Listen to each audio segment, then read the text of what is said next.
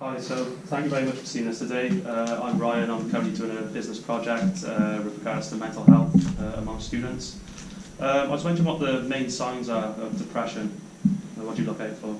Right. So most people don't know this, but in university specifically, there are a lot of people that do suffer from depression specifically, and 33% of students, around 33%, actually have suicidal thoughts.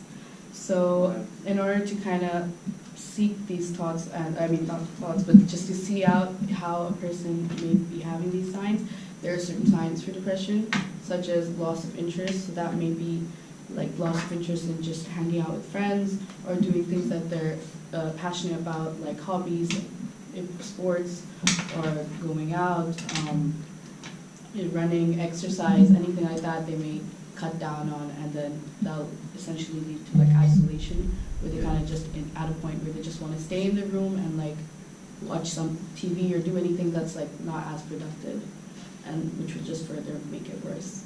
And then there's also, the problem with like sleeping too much or too little. So depression can link into insomnia as well, and in that it affects your mood, because you can get irritable when you don't get enough sleep, or when you do get a lot of sleep, you still feel more tired.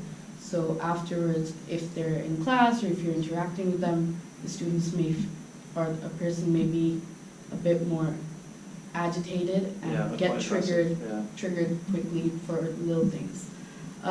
Then there's also things like going out or not going out, as I said before. If they do lose interest, or if they start going out, it can either be that they start going out too much or too little.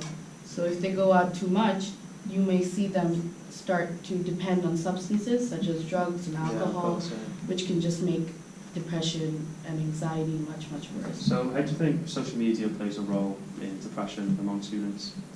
So social media definitely plays a big role nowadays, since it's in our everyday life.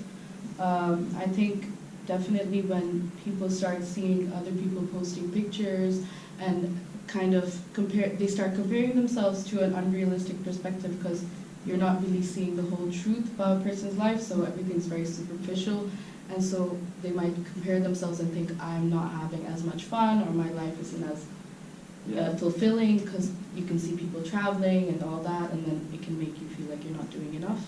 So it can definitely make you more depressed.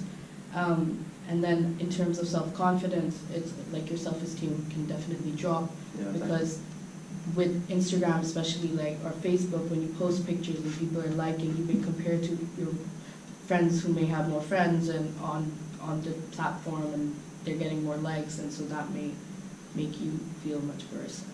What do you think other students could do? Say they notice someone who's showing signs of depression, what do you think they could do to help the situation?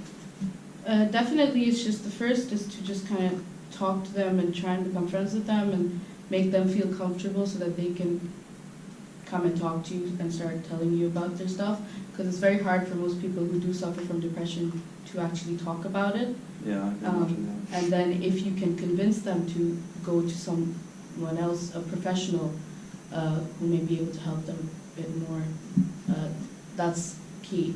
And so in order to do that, you just, honestly, it's just to be genuine, just to be quite kind, yeah.